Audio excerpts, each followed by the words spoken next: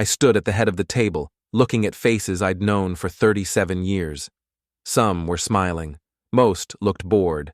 A few checked their phones. It was my retirement party, and nobody really wanted to be there. "Speech! Speech!" someone called out. I think it was Henderson from accounting. He was already drunk. I cleared my throat and picked up the cheap plastic cup of champagne they'd given me. My hands were steady. They'd always been steady. That was one thing I could say about myself. Thomas Carver never shook, never flinched, never broke. "I don't have much to say," I started. 37 years is a long time. I came here when I was 25. I'm leaving at 62. That's most of a life. Evelyn stood beside me, her hand resting on my shoulder. Her fingers felt cold through my shirt. She was smiling that smile she'd perfected over the years, the one that looked real in photographs but felt hollow in person. She wore a red dress. I remembered when she used to ask my opinion about what to wear. That stopped happening about 15 years ago. "This company gave me a lot," I continued. "A steady paycheck, health insurance, a 401k that's worth something. But most importantly, it gave me the means to take care of my family." I looked at my kids. Lena sat at the back table, scrolling through her phone. She was 28 now, with her mother's sharp features and my dark eyes. She barely looked up. Jake stood near the door, leaning against the wall with his arms crossed. He was 30, tall and broad-shouldered, with a smirk that reminded me of Evelyn's father, that same entitled curl of the lip. "My wife and children mean everything to me," I said. The words tasted like ash. "Everything I've done for them." A few people clapped politely. Henderson whistled. Someone's phone rang, and they hurried out of the room to answer it. Evelyn's hand tightened on my shoulder. For a moment, I thought it was affection. Then I realized it was a signal. "Thomas," she said, her voice carrying across the room. Everyone stopped talking. "Before we finish celebrating, I have something I need to say." I turned to look at her. Her face was composed, almost serene. This was a woman who'd practiced her lines. "We've had a good run," she said. 32 years of marriage, 2 beautiful children, a nice house, but all good things come to an end. She reached into her purse and pulled out a manila envelope. The room went silent. Even Henderson put down his drink. "I'm divorcing you, Thomas." The words hung in the air like smoke. I watched as she opened the envelope and spread the papers across the table in front of me. Divorce petition, division of assets, custody agreements. Not that those mattered anymore. The kids were grown. But there it was, in black and white. Evelyn Carver versus Thomas Carver.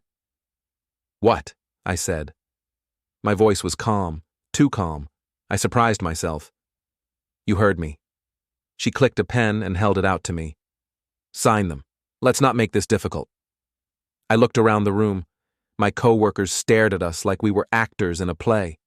Some looked uncomfortable. Others looked fascinated. This would be the gossip that carried them through the next 6 months. Then I heard it. Laughter. High and sharp and delighted. Lena was laughing. Not politely, not nervously, but genuinely laughing. She'd put down her phone and was clapping her hands together. "Oh my God," she said. "Finally, Mom, you actually did it." Jake pushed off from the wall. He wasn't laughing, but he was grinning. "This might be the best day ever," he said. "No offense, Dad, but it's about time." I stood there holding the pen, looking at my family.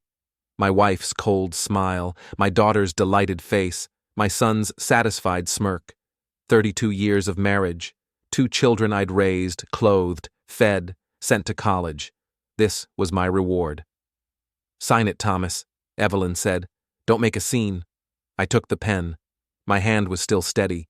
I'd always had steady hands. I signed the first page, then the second, then the third. I went through all 14 pages, initialing where required, signing where indicated. It took 3 minutes. The room stayed silent except for Henderson's breathing. He'd come closer to watch, reeking of cheap champagne and curiosity. When I finished, I set the pen down carefully. I looked at Evelyn, then at Lena, then at Jake. They were all smiling, waiting for me to break down, maybe, waiting for tears or anger or begging. Instead, I reached under the table and pulled out my briefcase. It was an old leather thing, scarred and worn. I'd carried it to work for 37 years. It had been my father's before me. I set it on the table with a solid thunk. The sound made Evelyn flinch. "You have no idea what you just did," I said quietly. I opened the briefcase. Inside were documents. Lots of them. Organized in clear plastic sleeves, labeled and dated. I pulled out the first stack and spread them across the divorce papers. Property deed for 247 Riverside Drive, purchased 18 years ago. Current market value, $890,000. Property deed for 1523 Oakmont Avenue, purchased 12 years ago. Current market value, $670,000. Property deed for 89 Lakewood Terrace, purchased 9 years ago. Current market value, $1.2 million. I kept pulling out documents, stock certificates for companies Evelyn had never heard of, bank statements for accounts in my name only, investment portfolios, bonds, treasury notes, a deed for a small apartment building in the city that generated $15,000 a month in rental income. Evelyn's smile disappeared. Her face went pale, then red, then pale again. "What is this?" she said. "This," I said, tapping the pile of documents, "is what I've been doing for the past 20 years while you thought I was working overtime. This is where my bonuses went. This is what I did with the inheritance from my father. This is every penny I could save, invest, and hide from you." Lena had stopped laughing.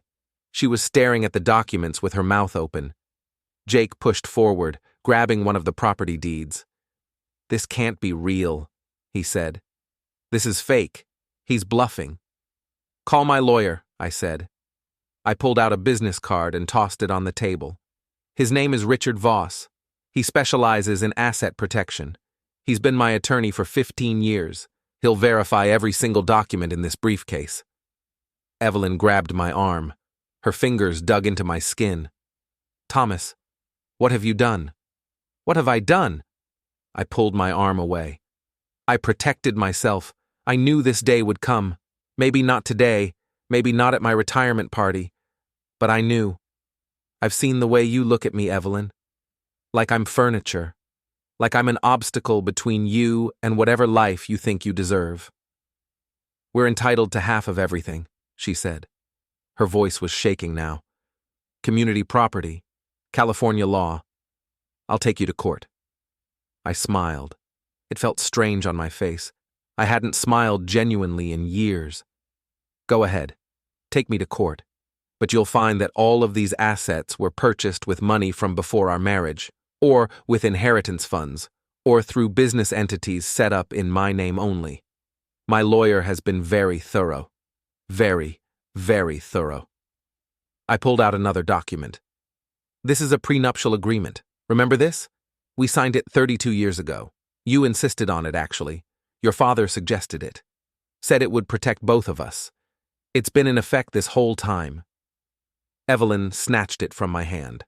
Her eyes scanned the pages. I watched her face change as she realized the truth. The prenup was ironclad. It specified that any assets acquired through inheritance or premarital funds remained separate property. My lawyer had reviewed it 6 months ago and confirmed that everything in my briefcase was untouchable. "This isn't fair," Lena said. Her voice was small now. "Dad, this isn't fair." "Fair?" I turned to her. "You want to talk about fair? You stood there and cheered when your mother announced our divorce. You said it was the best day ever. Fair is a word people use when they don't get what they want." Jake's jaw was clenched. I could see the muscles working in his cheek. "So what happens now? You just take everything?" "I take what's mine," I said. "The house is in both our names. Your mother can have it. The car is hers. The furniture is hers. The joint bank account has about $47,000 in it. She can have that too. I'm being generous." I started gathering the documents and putting them back in the briefcase. My hands were still steady.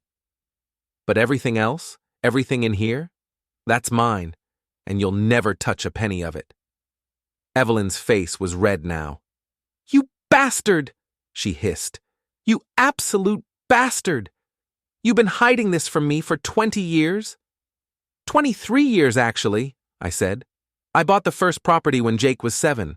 I've been planning for this moment for a very long time." I closed the briefcase and locked it. The click echoed in the silent room. Everyone was staring at us. Henderson looked like he might cry.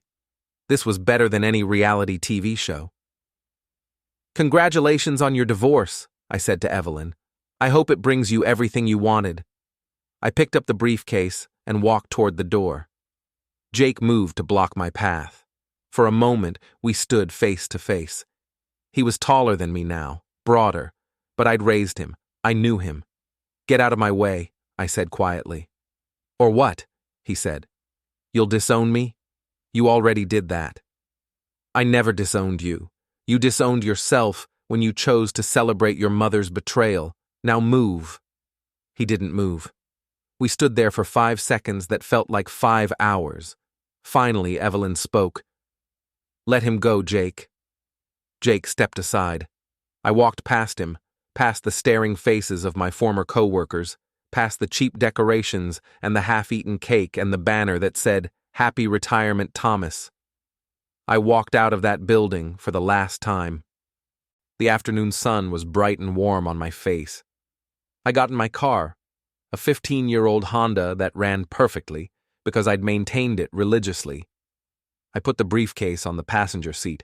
Then I sat there for a moment, hands on the steering wheel, breathing. I'd done it. After 23 years of planning, of hiding, of preparing for this exact moment, I'd done it. The look on Evelyn's face had been worth everything. The shock on Lena's face. The anger on Jake's. I started the car and drove away from the factory. I didn't look back. There was nothing to look back to. That part of my life was over. I drove for an hour, leaving the suburbs behind, heading toward the outskirts of the city. The landscape changed from strip malls and housing developments to warehouses and industrial parks, then to empty lots and old buildings. Finally, I turned down a gravel road that wound through a stand of oak trees. At the end of the road was a house, not a big house, but a good one. 2 bedrooms, 1 bathroom, a kitchen, a living room. It sat on 5 acres of land, surrounded by trees. I'd bought it 11 years ago. I'd spent weekends fixing it up, telling Evelyn I was working overtime or playing poker with friends from work. Neither was true. I didn't have friends from work. I had this place. I parked in the gravel driveway and got out. The air smelled like pine and earth. Birds sang in the trees. It was quiet here, peaceful. No Evelyn nagging me about the lawn. No Lena complaining about the Wi-Fi. No Jake asking for money. I unlocked the front door and stepped inside. The house was cool and dim. I'd had the electricity connected last month, same with the water. The furniture was minimal. A bed, a table, 2 chairs, a couch. Everything I needed. Nothing I didn't. I set the briefcase on the kitchen table and opened it again. The documents stared back at me. 23 years of work. 23 years of sacrifice. Every extra shift I'd taken, every bonus I'd hidden, every inheritance dollar I'd invested. All of it was here. I pulled out my phone and started making calls. First to Richard Voss, my lawyer. He answered on the second ring. "Thomas," he said, "how did it go?" "Exactly as planned," I said. "She served me the papers. I signed them. Then I showed her the briefcase." "And?" "She went pale. The kids, too. It was beautiful, Richard. Absolutely beautiful." He laughed. I wish I could have seen it. "What's next?" "I need you to fast-track the divorce. No negotiations, no mediations, everything according to the prenup. She gets the house, the car, the joint account. I get everything else. Consider it done. I'll file the paperwork tomorrow. With her signature on those documents, we can have this wrapped up in 6 weeks." "Good." I looked around my little house. I'm at the Oakmont property. I'll be staying here for a while. Smart move. Keep your head down, let the dust settle. Don't contact them unless they contact you first. I won't. Thanks, Richard. Thank you, Thomas. This has been the most satisfying case of my career. I ended the call and made another one, this time to Marissa Chen at Pacific Coast Investments. She was my financial advisor, and she'd been managing my portfolio for 8 years. She was smart, ruthless, and completely discreet. Mr. Carver, she said, I've been expecting your call. It's done, I said. The divorce is in motion. Congratulations. Are we moving forward with phase 2? Yes, I want you to start liquidating the joint investments. Anything that has Evelyn's name on it, sell it. Move the proceeds into my private accounts. That will take about 2 weeks. Are you sure? The market is strong right now. Selling could cost you in capital gains. I don't care. I want those assets moved before she can touch them. And I want you to start looking at properties in her neighborhood. Anything that comes up for sale, I want to know about it. You're going to buy property near her? I'm going to buy everything near her. And then I'm going to watch the property values collapse. Marissa was quiet for a moment. Then she laughed. It was a cold, professional laugh. You're a vindictive man, Mr. Carver. No, I said. I'm a careful man. There's a difference. After I hung up with Marissa, I made 3 more calls. One to my bank, confirming that all my accounts were secure and password protected. One to the property management company that handled my rentals, letting them know I had a new phone number and address. And one to a private investigator named Frank Riley. Frank had been tailing Evelyn for 6 months. I'd hired him after I noticed the new perfume, the new clothes, the secretive phone calls. I'd wanted to know if she was having an affair. Turned out she wasn't. She was just planning to divorce me. But Frank had gathered a lot of information about her life, her spending habits, her social circle. Information I was going to need. Frank, I said when he answered, I need you to expand the surveillance. I want you watching all 3 of them now. Evelyn, Lena, and Jake. All 3? That's going to cost you. I don't care what it costs. I want to know where they go, who they talk to, what they spend money on. Everything. You're the boss. I'll get started tonight. I hung up and sat down at the kitchen table. The briefcase was still open in front of me. I pulled out a bottle of scotch from the bottom compartment. I'd stashed it there a month ago, and poured myself a glass. No ice. I didn't have ice yet. The scotch burned going down. It was expensive stuff, aged 25 years. I'd bought it to celebrate this moment. I raised the glass toward the empty room. To new beginnings, I said to nobody. Then I drank.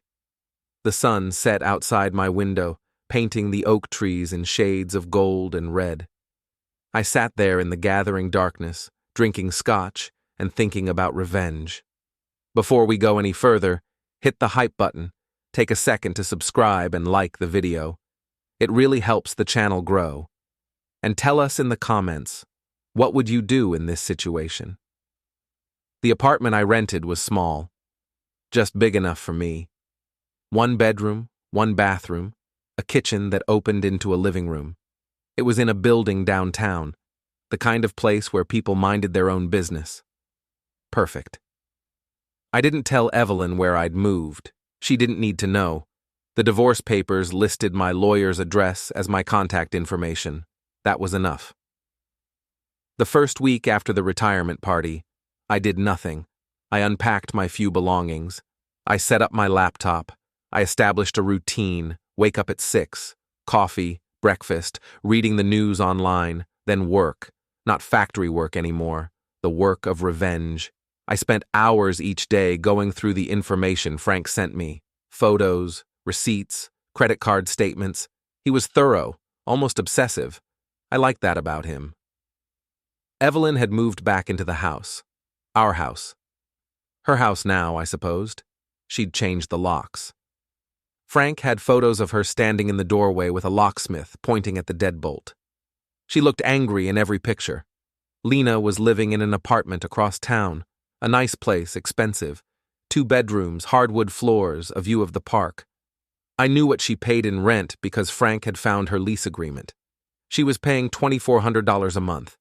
Her job as a marketing coordinator at a tech startup paid her $65,000 a year.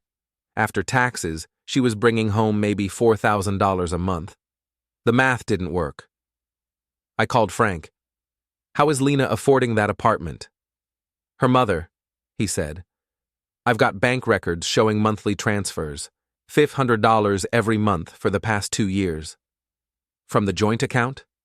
"Yeah." I smiled. The joint account that was about to be empty. Jake was easier to track. He lived in a condo he'd bought 3 years ago with money I'd loaned him for a down payment. He'd promised to pay me back. He never did. The condo was worth about $400,000 now, and he owed $320,000 on the mortgage. His job in pharmaceutical sales paid him well, about $95,000 a year plus commission. But he spent like he made twice that. New car, expensive clothes, dinners at restaurants where appetizers cost $30. "What about his credit cards?" I asked Frank. "Maxed out, all 3 of them. He's carrying about $40,000 in credit card debt. And he's still spending? Like water." I thanked Frank and hung up. Then I pulled up my spreadsheet. I'd been tracking my family's finances for months, building a complete picture of their financial situation. Now I had everything I needed. Evelyn's income was limited.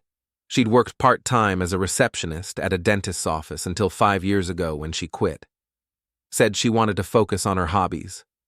Her hobbies included yoga classes, lunch with friends, and spending my money. Without my income, she'd be living on whatever she got from the divorce settlement and the joint account. The joint account had $47,000 in it. That sounded like a lot, but it wouldn't last long. Not with her lifestyle. Not with Lena needing support. Not with Jake probably asking for handouts. I opened my laptop and logged into the joint account. Evelyn had already changed the password, but I'd set up alerts on my phone that notified me of every transaction. I watched the money disappear in real time. $500 to Nordstrom, $300 to a spa, $5,500 to Lena, $200 at a restaurant I'd never heard of. In 1 week, she'd spent $8,000. I did the math. At that rate, the account would be empty in 6 weeks. My phone rang. I looked at the caller ID. Lena. I let it ring 4 times before answering. "Hello." "Dad." Her voice was tight, controlled. "We need to talk." "About what?" "About what happened at your party. About those papers. About everything." "I don't think we have anything to talk about." "Dad, please, just... Can we meet? For coffee?" I thought about it. Part of me wanted to say no, to let her stew in the consequences of her actions. But another part of me was curious. What could she possibly have to say? "Fine," I said. "Tomorrow, 10 a.m., the Starbucks on Main Street." "Thank you. Dad, I hung up. I didn't want to hear whatever she was going to say next. Not yet. The next morning, I arrived at the Starbucks at 9:45, early, as always. I ordered a black coffee and sat at a table near the window where I could see the street. Lena arrived at 10:03, late, as always. She looked tired. There were dark circles under her eyes. Her hair was pulled back in a messy ponytail. She was wearing jeans and a t-shirt. No makeup. This wasn't the polished version of Lena I was used to seeing. She ordered something complicated, a venti half-calf soy latte with 2 pumps of vanilla and caramel drizzle, and sat down across from me. "Hi, Dad," she said. "Lena." We sat in silence for a moment. She wrapped her hands around her cup like she was cold, even though it was 70 degrees outside. "I'm sorry," she said finally. "For what I said at your party, for laughing. That was wrong." I sipped my coffee. It was bitter and hot. Yes, it was. I was surprised. Mom had been planning it for so long and she'd told us, but I didn't think she'd actually do it. And then she did, and it just came out. The laughing. I didn't mean it. "You said it was the best day ever." She flinched. I know I said that. But I was angry, Dad. I've been angry at you for a long time. Why? Because you were never there. Her voice rose. People at other tables turned to look. She lowered her voice. You worked all the time, overtime, weekends, holidays. You missed my volleyball games. You missed Jake's baseball tournaments. You missed our lives. I was working to provide for you. We didn't need you to work that much. We needed you to be there. I set my cup down. I see. So you're angry because I worked hard to give you a comfortable life, to pay for your college, to make sure you never wanted for anything. That's not what I'm saying. That's exactly what you're saying. You wanted a father who was home more. Well, I wanted a daughter who appreciated what I did. We don't always get what we want. Her eyes filled with tears. Dad, please. I'm trying to apologize. Apology accepted. Was there anything else? She wiped her eyes with the back of her hand. Yes, I need your help. There it was. I'd been waiting for it. What kind of help? Financial help. I'm in trouble. My rent is going up next month, $600 more. I can't afford it. And my car needs repairs. The transmission is going. The mechanic said it's going to cost $3,000. Why don't you ask your mother? I did. She said she can't help me right now. Something about the divorce and needing to save money. That sounds like a her problem. Dad, please. I know I messed up. I know what I said was hurtful. But I'm your daughter. I need help. I leaned back in my chair. You're 28 years old, Lena. You have a job. You have a college degree that I paid for. You're an adult. Adults solve their own problems. I can't. You can. You just don't want to. You want me to fix it, like I always have. But those days are over. Because of the divorce. Because you cheered when your mother announced it. Because you said it was the best day ever. Because you showed me exactly how little you value me. That's not fair. I stood up. You keep using that word. Fair. Life isn't fair, Lena. You're about to learn that. I walked out of the Starbucks. Behind me, I heard her call my name. I didn't turn around. I got in my car and drove away. That night, Frank sent me new photos. Lena crying in her apartment. Lena on the phone, pacing back and forth. Lena searching apartment listings online. She was looking for cheaper places to live, places in worse neighborhoods, places with broken windows and chain-link fences. Good. 3 days later, Jake called. I was expecting it. I let it go to voicemail. He called again an hour later. Then again that evening. On the fourth call, I answered. What do you want, Jake? We need to talk. In person. I'm busy. Make time. This is important. Something in his voice made me pause. It wasn't the usual entitled tone. It was harder, angrier. Fine. When and where? Tonight. 7 o'clock. McGinty's bar on 5th Street. I'll be there. McGinty's was a dive. Dark wood, dim lights, the smell of old beer and desperation. It wasn't the kind of place Jake usually frequented. He preferred trendy gastropubs with craft cocktails and small plates. This was my kind of place. I arrived at 7:15, late on purpose. Jake was already there, sitting at the bar with a whiskey in front of him. He'd loosened his tie. His jacket was draped over the stool next to him. Dad, he said when I sat down. Jake. The bartender came over. I ordered a beer.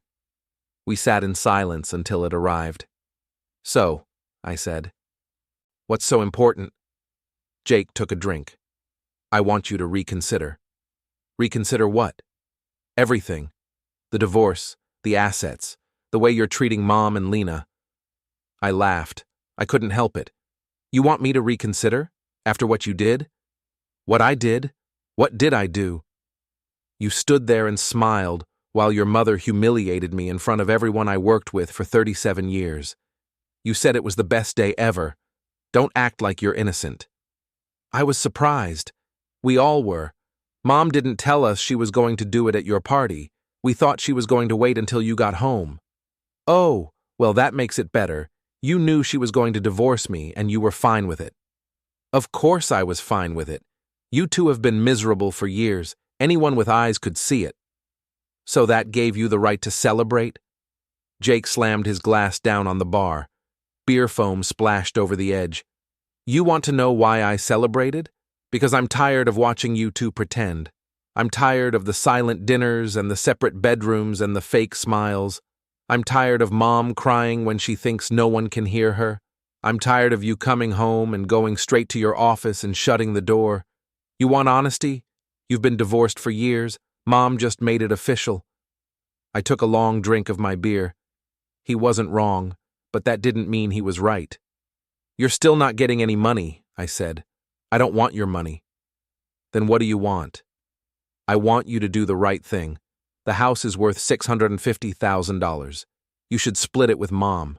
The joint account should be split. Your retirement account should be split. Everything should be split. Community property, I said. California law. Exactly. Except we have a prenup, which specifically excludes my inheritance and any assets purchased with premarital or inheritance funds. Your mother signed it. She agreed to it. I'm not doing anything illegal. But it's not right. Right? I turned to face him. Let me tell you what's right. What's right is spending 37 years at a job you hate to provide for your family.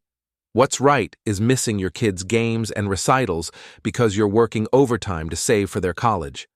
What's right is putting up with a wife who stopped loving you years ago but stayed for the money. That's what's right, Jake. And I did all of it. So you're just going to punish us? I'm not punishing anyone. I'm protecting what's mine. Jake shook his head. He signaled the bartender for another drink. You're different, he said. You used to be, nicer. I used to be a fool. What changed? I thought about that. What had changed? When had I stopped being the quiet, accommodating Thomas Carver and become this colder, harder version of myself?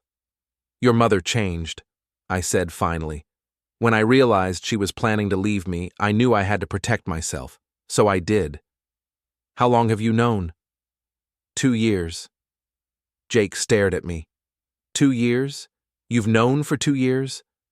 Longer, really. I suspected for 3 years. I knew for certain 2 years ago. And you just let it happen? You didn't try to fix it? There was nothing to fix. Your mother made her decision. I made mine. Jake's second drink arrived. He downed half of it in one swallow. I always thought you two would make it. Right up until the end, I thought you'd figure it out. We did figure it out. This is the solution. This isn't a solution. This is scorched earth. Sometimes that's the only option. We sat in silence for a while. The bar filled up around us. TVs played sports games. People laughed and talked. Life went on. I need to ask you something, Jake said finally. Go ahead. Those properties, the ones you showed us, are they real? Yes. All of them? All of them. Jesus. He finished his drink. How much are you worth? More than you'll ever know. And you're not going to share any of it? Why would I? Because we're your family. I stood up and threw a 20 on the bar. You were my family. Then you chose your mother's side. Now you get to live with that choice. Jake grabbed my arm. His grip was tight. Dad, wait, I pulled away. Don't call me again unless you're ready to apologize. Really apologize. Not this half-assed attempt to guilt me into giving you money. I left him sitting there. In the reflection of the window, I saw him slump over his drink. He looked defeated, small. Good. 3 months passed. Frank stopped sending updates at my request. I didn't want to know what they were doing. Didn't want to know if they were happy or sad or anything in between. I'd given them a second chance. What they did with it was their business. I sold the 2 renovated houses on Maple Street, made a profit of $380,000 total, took the money and invested it in municipal bonds. Safe, boring, reliable. I stopped drinking, mostly. Just a glass of whiskey before bed sometimes, to help me sleep.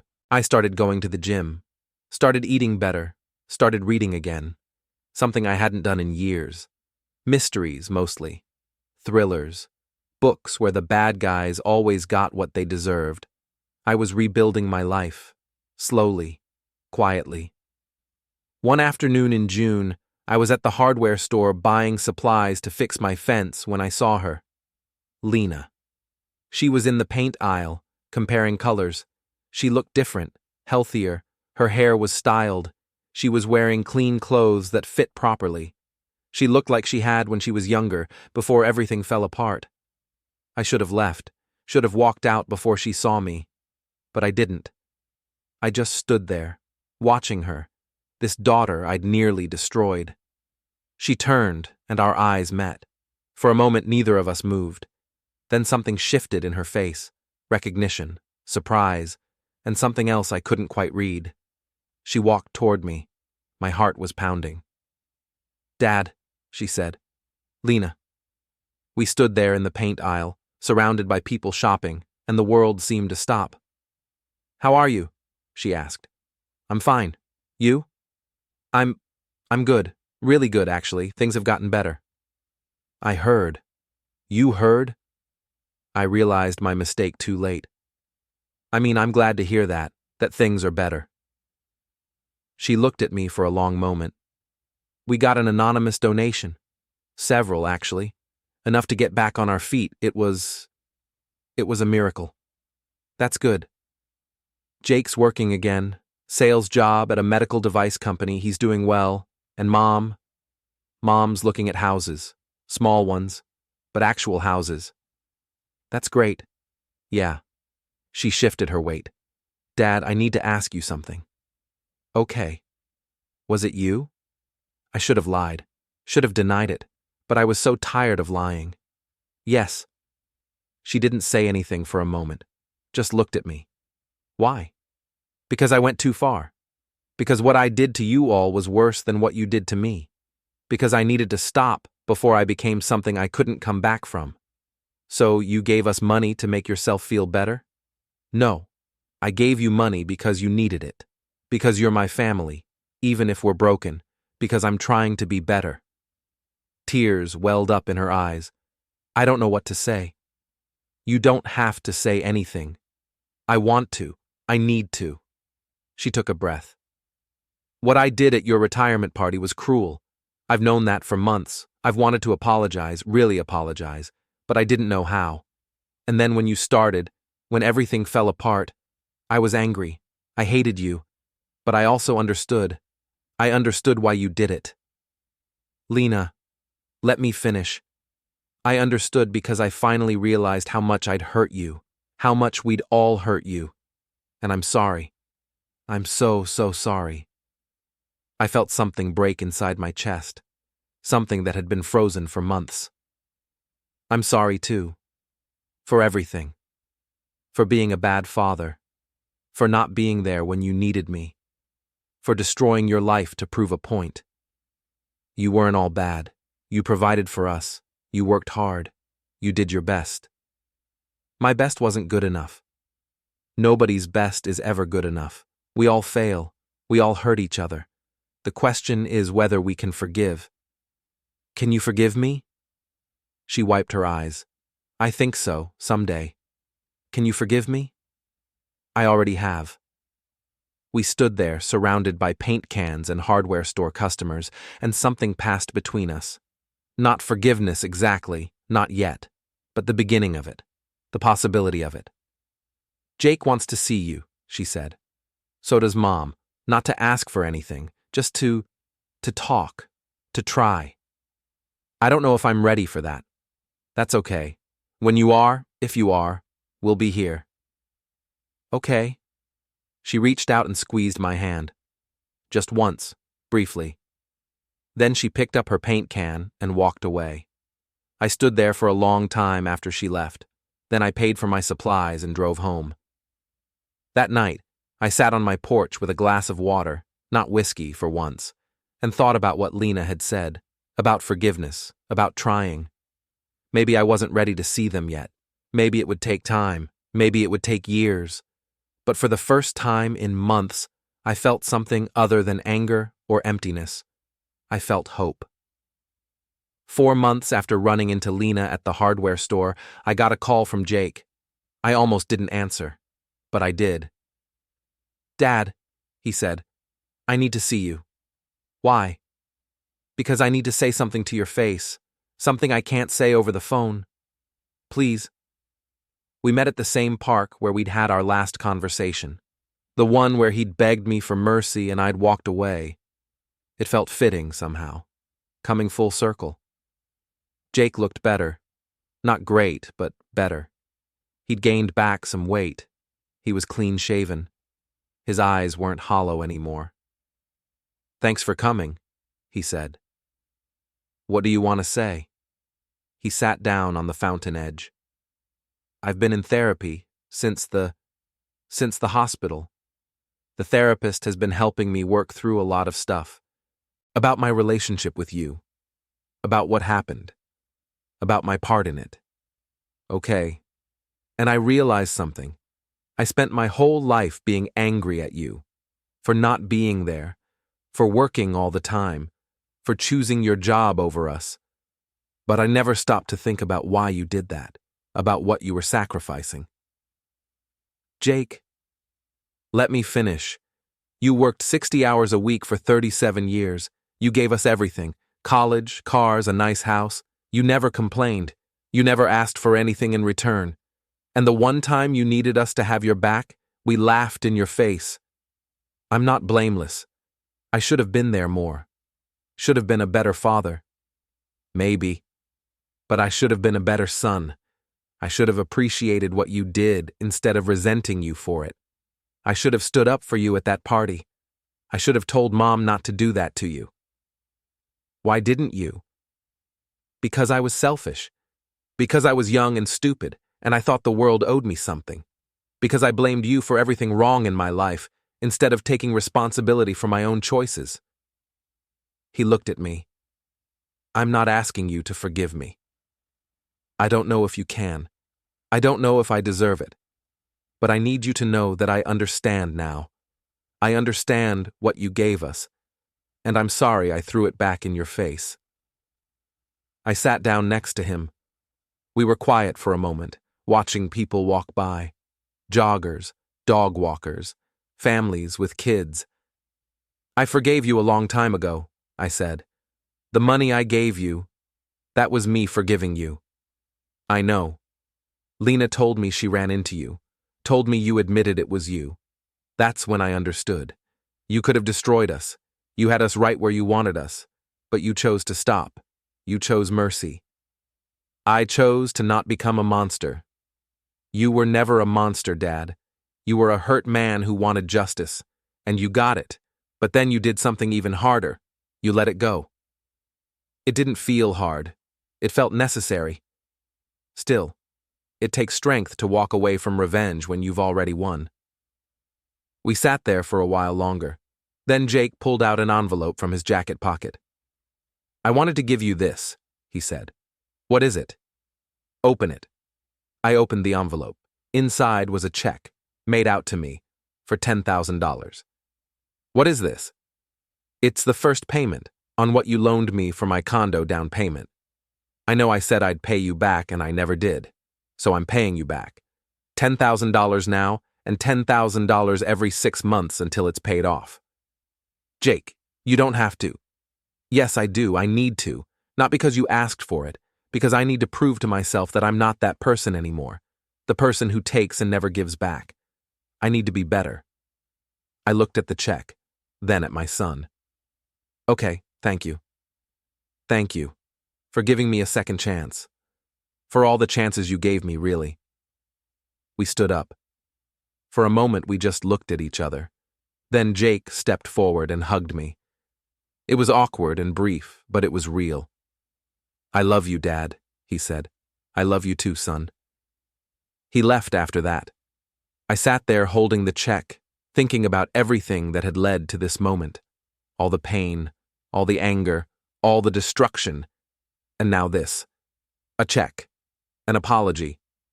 A beginning. 2 weeks later, Evelyn called me. I recognized her number. I answered. Thomas, she said. Her voice was different, softer. Evelyn. The kids told me you're the one who helped us, who set up the trusts and paid off the debts. Yes. I don't understand. After everything, why? Because I needed to. That's not an answer.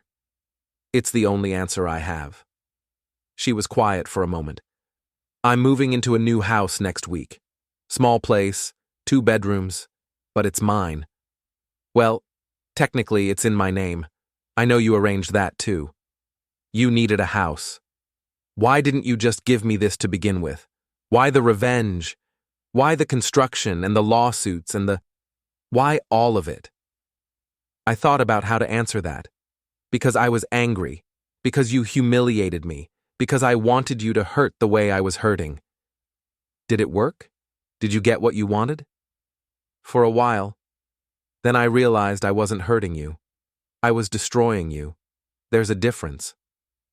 So you stopped. So I stopped. I've been angry at you for a long time, Thomas. Angry that you were never there.